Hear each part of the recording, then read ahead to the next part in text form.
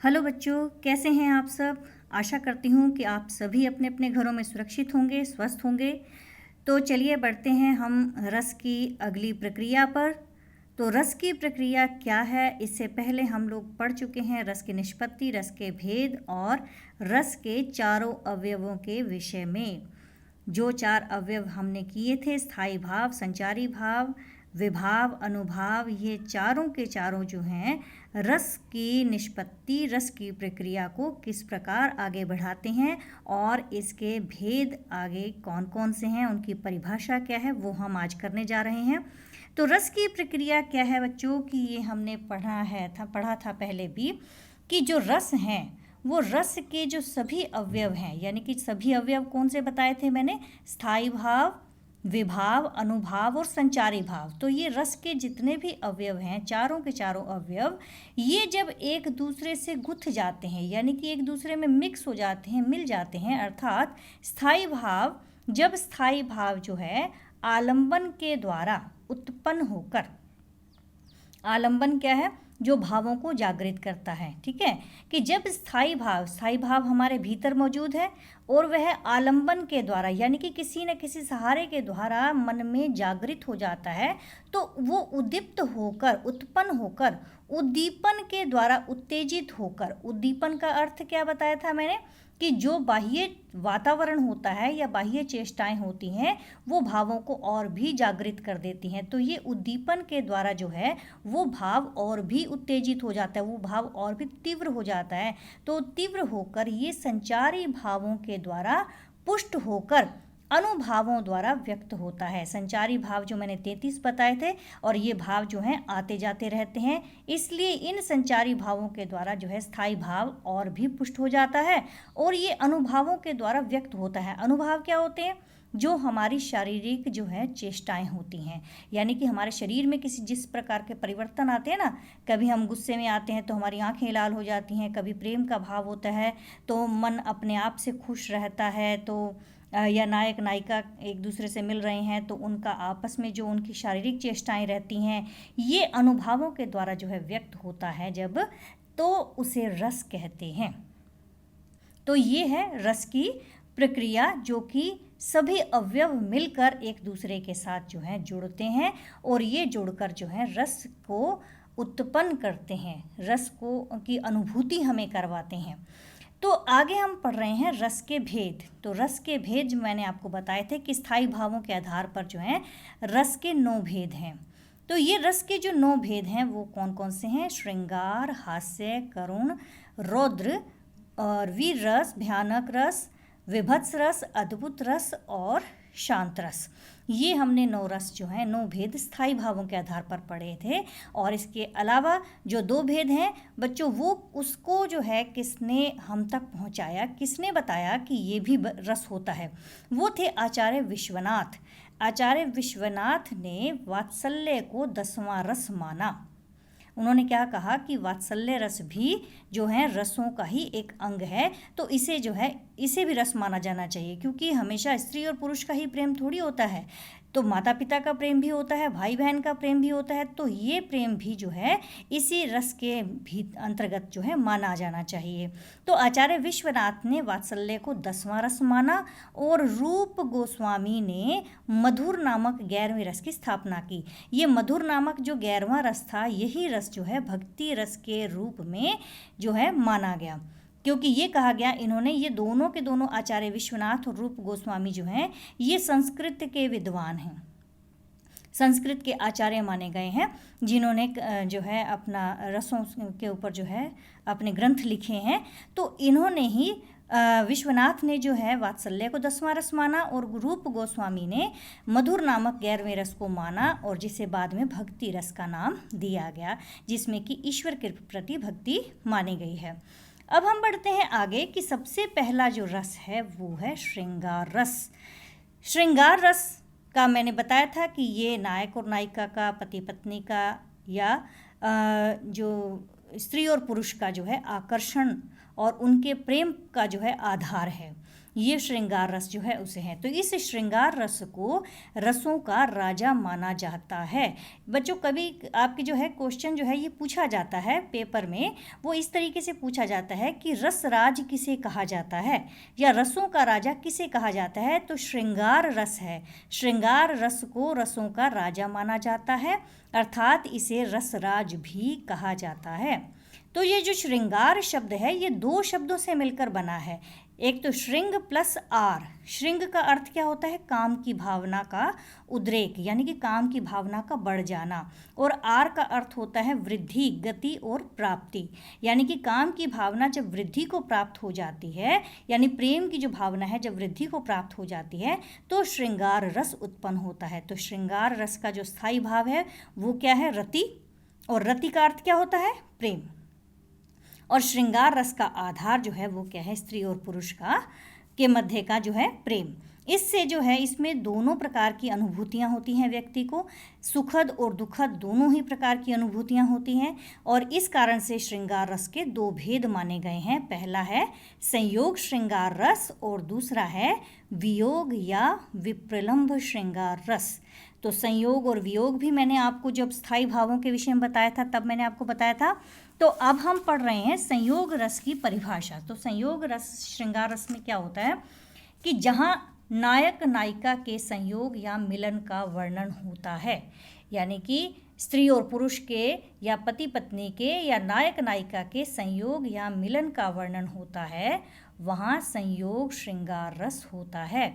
इसमें प्रेमी जन के जो है विविध प्रेम पूर्ण कार्यकलाप होते हैं, उनका मिलन, उनका दर्शन, स्पर्श और वार्तालाप आदि का वर्णन होता है। यानी कि जो प्रेमी लोग जब मिलते हैं तो उनके मिलन का, उनके दर्शन यानी एक दूसरे को देखना, एक दूसरे को स्पर्श करना, छूना और आपस में बातचीत, वार्तालाप का वर्णन होता है, वहाँ पर संयोग श्रृंगार रस होता है। तो इसका जो आलंबन विभाव होता है, यानी कि दोनों के भीतर जो है प्रेम का भाव उत्पन्न होता है, तो दोनों ही एक दूसरे के आश्रय और आलंबन हुए। नायक का नायिका को देखकर जो है प्रेम भाव जागृत हुआ और नायिका के मन में जो है नायक को देखकर प्रेम भाव जागृत हुआ, तो दोनों ही एक दूसरे के आश्रय और आलंबन होते हैं। तो इसमें नायक नायिका और पति पत्नी दोनों ही हो सकते हैं। तो ये दोनों ही एक दूसरे के आश्रय और आलंबन है कि दोनों के मन में ही एक दूसरे के प्रति जो है प्रेम भाव उत्पन्न होता है। उद्दीपन, इसका उद्दीपन विभाव, यानी कि यहाँ पर स्थायी भाव तो रति था ही, आलंबन हो गए नायक नायिका। अब उद्दीपन विभाव यानी कि जो बाह्य वातावरण है वो कैसे इस भाव को जगाता है? चांदनी रात है, चांदनी रात में नायक नायिका दोनों बैठे हैं तो मन में क्या भाव जागृत होगा? प्रेम का।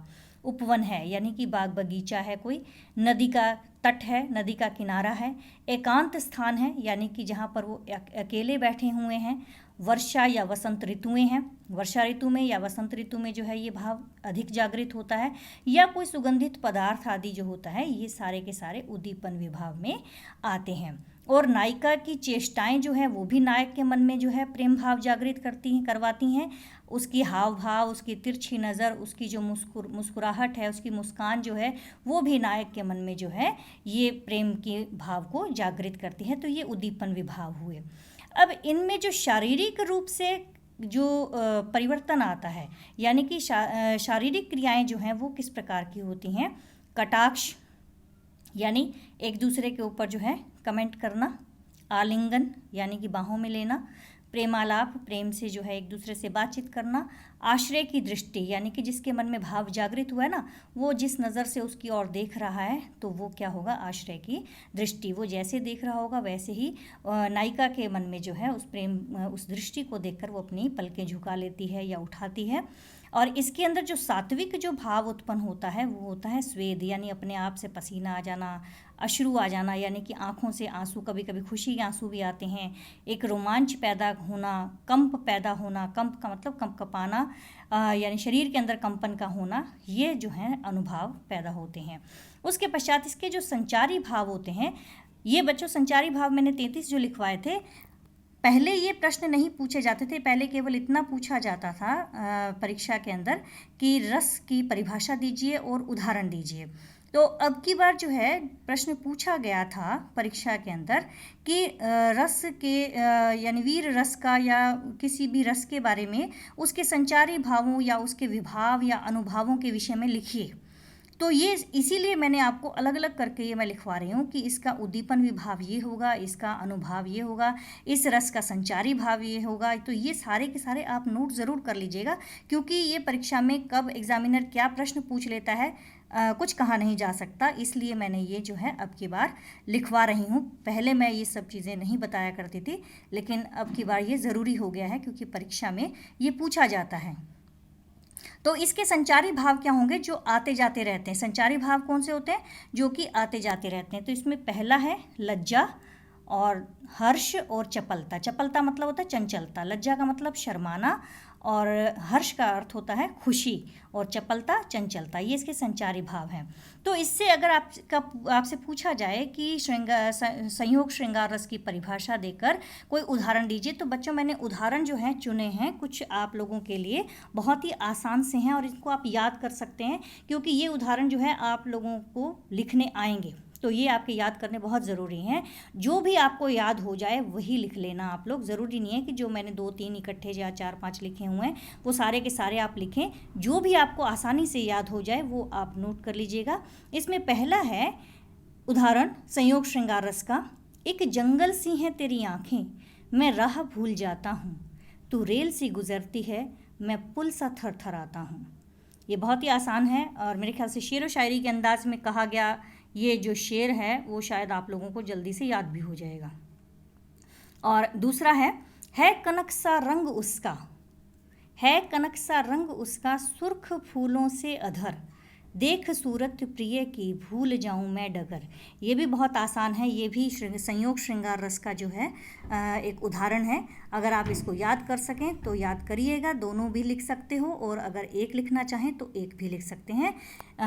बाकी जो जिस प्रकार से आप जो है समझ पाएँ उसको समझ लीजिएगा।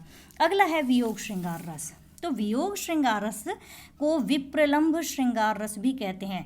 एक बार जो है परीक्षा में पूछ लिया गया कि विप्रलंभ श्रृंगार किसे कहते हैं, तो बच्चों को ये मालूम ही नहीं था कि वियोग श्रृंगार रस या विप्रलंभ एक ही बात है। तो बच्चों इस चीज़ का जो है आपने बहुत ध्यान देना है कि वियोग और विप्रलंभ दोनों ही एक ही मतलब हैं। तो वियोग को ही विप्रलंभ श्रृंगार रस भी कहा जाता है। अब यहाँ पर वियोग और विप्रलंभ श्रृंगार रस में क्या होता है?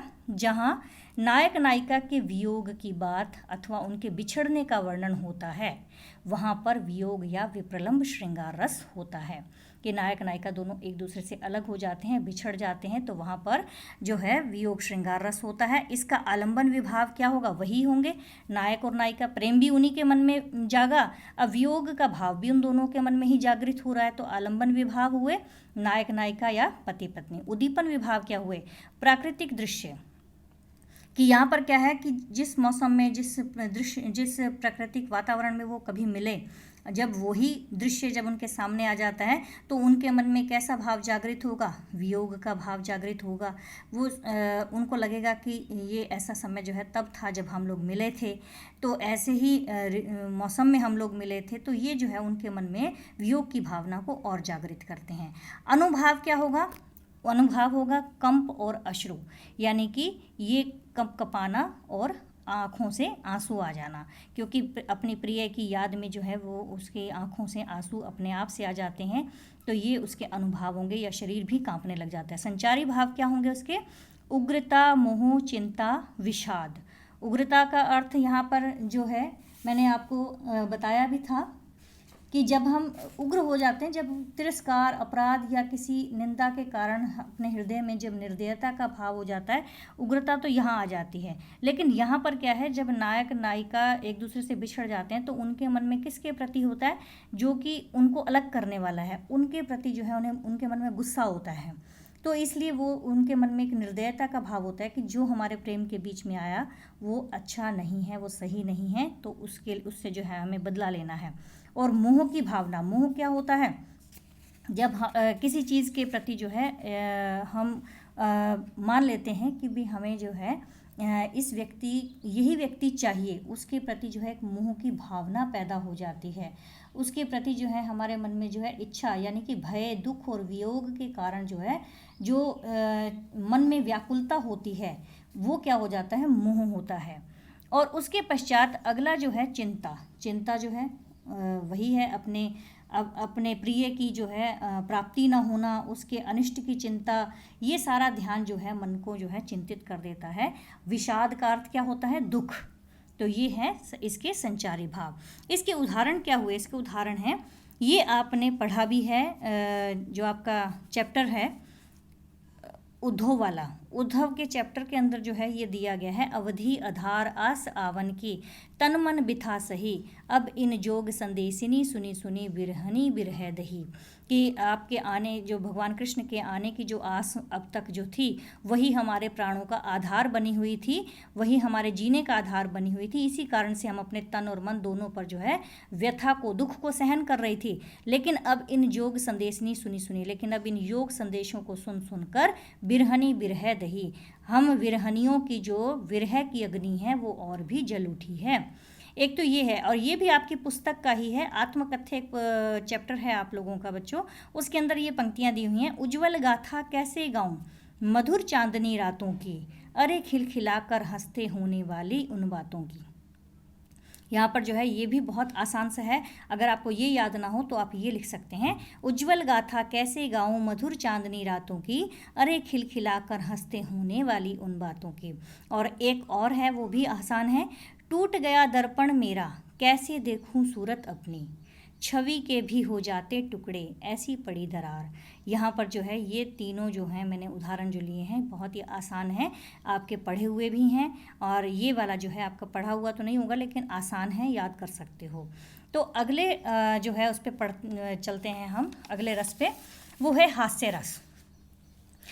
दूसरा है, ये तो संयोग और श्रृंगार रस दोनों उसी के भेद थे, श्रृंगार रस के ही। हास्य रस, हास्य रस क्या है, जब हम किसी पात्र की विचित्र वेशभूषा देख लेते हैं, जैसे सर्कस के अंदर जोकर को आप देख लेते हो, वही अलग रंग बिरंगा सा बना होता है वो, तो उसकी बड़ी विचित्र सी जो वेशभूषा होती है, जो उसका पहनावा होता है, वो उसकी चेष्टा यानी कि उसकी जो हरकतें होती हैं वो, या उसके कथन यानी कि किसी एक ऐसे पात्र की जो कहने का जो ढंग है, जिस उसको देखकर जो है हंसी आ जाती है, तो उनकी चेष्टा या कथन आदि से हंसी आना अथवा हंसने की स्थिति उत्पन्न होना क्या कहलाता है, हास्य रस कहलाता है।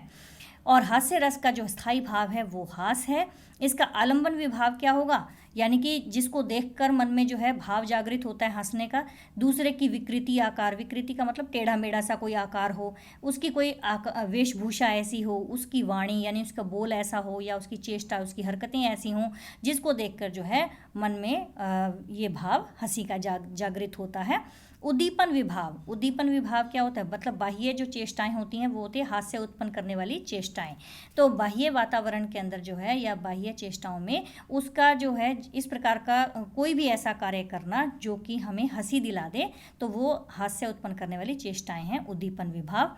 उसके बाद है अनुभाव। अब इसके अंदर जो है हमारे शरीर के अंदर क्या चीज़ें उत्पन्न होती हैं, जब हमें हंसी आती है तो हमारी आंखें अपने आप से हंसी से खिल जाती हैं, तालियां बजाने लगते हैं हम लोग, हम ज़ोर ज़ोर से हिलने लग जाते हैं, हंसना, मुस्कुराना, मतलब हमारा शरीर अपने आप से हिलता डुलता है, हम खुद से हंसते चले जाते हैं, मुस्कुराते चले जाते हैं। तो ये हमारे शरीर के अंदर जो है क्रियाएं होती हैं, आँखों का खिलना, तालियां बजाना, हिलना, हंसना और मुस्कुराना आदि। इसके संचारी भाव क्या होते हैं, हर्ष, चपलता, उत्सुकता।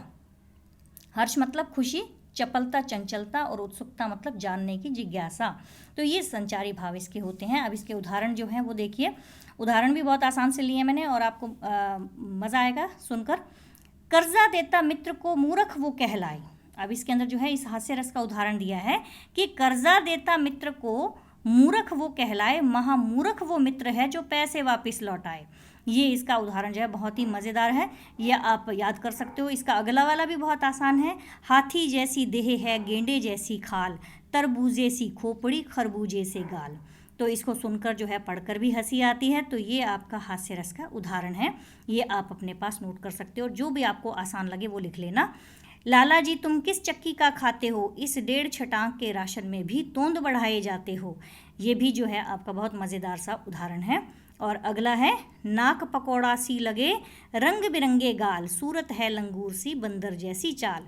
ये चारों के चारों उदाहरण जो है बहुत इंटरेस्टिंग भी हैं, बहुत मज़ेदार भी हैं और हंसी दिलवाने वाले हैं। तो इन चारों में से जो भी आपको याद हो जाए वो चारों में से कोई भी एक उदाहरण आप याद कर लेना और अपनी कॉपी में नोट कर लेना। चारों लिखना चाहो तो चारों भी लिख सकते हो आप लोग। उसके पश्चात अगला हम ले रहे हैं वीर रस। वीर रस क्या होता है बच्चों? बहुत ही जो कठिन कार्य करने से उत्साह से जो वीर रस की उत्पत्ति होती है, मतलब अत्यंत कठिन कार्य करने के उत्साह से, जब कोई बहुत ही मुश्किल काम होता है तो उसको करने का जब मन में एक उत्साह होता है ना, उससे वीर रस की उत्पत्ति होती है। कि बहुत मुश्किल काम है, वो आपको दिया गया लेकिन आपने उसको करने की ठान ली है, तो उसमें क्या है, आपके मन में वीर रस उत्पन्न होता है। जैसे शत्रु का उत्कर्ष, यानी कि शत्रु जब आपके सामने खड़ा है और वो बहुत ही अपने आप को श्रेष्ठ मान रहा है, बहुत ही अपने आप को श्रेष्ठ दिखा रहा है, तो उसको देखकर या दीनों की दुर्दशा देखकर, यानी कि गरीबों की आप बुरी दशा देखते हैं या धर्म की हानि होते हुए जब देखते हैं, तो उसको देखकर उसको मिटाने के लिए हृदय में उत्साह जागृत होता है। वही उत्साह का जो भाव होता है वो विभाव, अनुभाव और संचारी भावों के संयोग से वीर रस में परिवर्तित हो जाता है। यानी जब आपके मन में किसी चीज़ को, किसी गरीब की सहायता करने की हो या किसी शत्रु का जो है नाश करने का मन में ठानी हो, या आपके सामने आप किसी धर्म की हानि होते हुए देख रहे हैं, उस धर्म को जो है नष्ट होने से बचाने के लिए जो आप कदम उठा रहे हैं, वो सारे वीर रस में ही आते हैं। जो युद्ध में अपनी वीरता दिखा रहा है वो क्या हो जाएगा, युद्ध वीर कहलाएगा। अब जो दान देने में, यानी कि गरीबों की मदद करने के लिए, दान देने के लिए तत्पर है, वो दानवीर कहलाता है। तो आपको नहीं देखा होगा कि कर्ण जो है महाभारत के अंदर एक पात्र था, जो कुंती का पुत्र भी और सूर्य पुत्र कहे जाते हैं, तो वो जो है दान देने के लिए जो है दानवीर कर्ण कहलाते हैं, दान देने में ज़्यादा जो है प्रसिद्ध थे। तो वो इस प्रकार के जो दानवीर, युद्धवीर और जो बलिदान देने वाले जो लोग हैं वो क्या हैं, उत्साही, वीर रस के ही एक उदाहरण कहे जा सकते हैं। तो इसका स्थायी भाव क्या होगा, उत्साह। आलंबन विभाव इसका होगा शत्रु, दीन एवं अधर्म, यानी कि इनको देखकर, शत्रु को देखकर, गरीबी को देखकर या अधर्म को होते हुए देखते हैं जब, तो आपके मन में उसके प्रति जो है क्या है, उत्साह का भाव जागृत होता है। उद्दीपन विभाव, जो बाह्य जो वातावरण है वो क्या है कि यदि आपके सामने जो है युद्ध के नगाड़े बज रहे हैं, ज़ोर ज़ोर से शंख बज रहे हैं, युद्ध की, शत्रु की जो हरकतें ऐसी हैं जो आपको जो है उत्साहित कर रही हैं, जो आपको जो है अंदर ही अंदर ये इच्छा जागृत कर रही हैं कि मुझे इससे लड़ना है, युद्ध का मैदान है, इन सब को देखकर, ये सारी बाह्य वातावरण को देखकर आपके मन में भाव जागृत होता है युद्ध करने का। अनुभाव, इसमें अनुभाव क्या होता है कि शत्रु को सामने देखते हैं तो भुजाएं फड़कने लगती हैं, बाਹਾਂ फड़कने लगती हैं, एक रोमांच मन में उत्पन्न होता है, हमारे शरीर के अंग फड़कने लगते हैं, एक गर्जना करते हुए जो है युद्ध के लिए जो है हम दूसरे को ललकारते हैं। तो ये अनुभाव, ये हमारी शारीरिक जो है, हमारी कायिक जो है अनुभाव जो हैं जागृत होते हैं। और इसके संचारी भाव कौन से होते हैं, कंप, गर्व, आवेग, हर्ष, रोमांच आदि। कंप मतलब कंपकपाना, गर्व का मतलब अपने आप में अभिमान होना, और आवेग का मतलब किसी चीज़ के लिए को पकड़कर जो है उसको मार देने का जो एक इच्छा रहती है वो। एक हर्ष, हर्ष का मतलब खुशी होना, मतलब अपने आप में जब हम अपने शत्रु को हराने के में कामयाब हो जाते हैं तो हमारे मन भीतर जो है एक हर्ष का भाव भी उत्पन्न होता है। रोमांच, रोमांच का अर्थ क्या होता है, प्रेम, हर्ष और भय के कारण जो शरीर के रोएं खड़े हो जाते हैं उसको रोमांच कहते हैं। ठीक है, तो ये संचारी भाव इसमें उत्पन्न होते हैं। तो इसके उदाहरण होंगे, बुंदेले हर बोलों के मुख हमने सुनी कहानी थी, खूब लड़ी मर्दानी वो तो झांसी वाली रानी थी। तो यहाँ पर ये तो आपने सुभद्रा कुमारी चौहान की कविता पढ़ी भी हुई है और सुनी भी हुई है झांसी की रानी लक्ष्मीबाई के बारे में। तो आप ये याद कर सकते हो, बुंदेले हर बोलों के मुख हमने सुनी कहानी थी, खूब लड़ी मर्दानी वो तो झांसी वाली रानी थी। दूसरा भी बहुत आसान है जो आप बचपन से पढ़ते आ रहे हो, ये कविता, वीर तुम बढ़े चलो, धीर तुम बढ़े चलो, सामने पहाड़ हो कि सिंह की दहाड़ हो, तुम कभी रुको नहीं, तुम कभी झुको नहीं। तो इस प्रकार की ये कविता जो है आप ये उदाहरण याद कर सकते हो। एक तीसरा उदाहरण ये भी है, रणभेरी जब जब बजे, जगे युद्ध संगीत, कण कण माटी का लिखे बलिदानों के गीत। ये वाला जो उदाहरण तीनों के तीनों हैं, तीनों ही आसान हैं। ये तीनों के तीनों उदाहरण आप वीर रस के याद कर सकते हैं। तो बच्चों, इस वीडियो में मैंने ये तीन ही रस लिए हैं अभी, क्योंकि ये चैप्टर थोड़ा सा लंबा है, रस का टॉपिक थोड़ा सा ज़्यादा बड़ा है, इसलिए मैं थोड़ा थोड़ा करके ले रही हूँ। और अगली वीडियो में मैं इससे आगे वाले रस जो हैं आपको करवाऊँगी, उनकी परिभाषा करवाऊँगी। और जब तक आप जो है ये सभी रसों को पढ़ लें और अपनी अपनी नोटबुक में उतार लें, इनके उदाहरण लिख लें और याद कर लें। और बच्चों, ये वीडियो आपको कैसी लगी? आपको रसों के विषय में कोई और जानकारी चाहिए या किसी प्रकार की कोई समस्या हो तो आप कमेंट बॉक्स में लिख सकते हैं। तब तक के लिए मैं आपसे विदा लेती हूँ। आप इस चैनल को सब्सक्राइब करना ना भूलिएगा और हम मिलेंगे अगली वीडियो में अगले रसों के परिभाषा के साथ। धन्यवाद।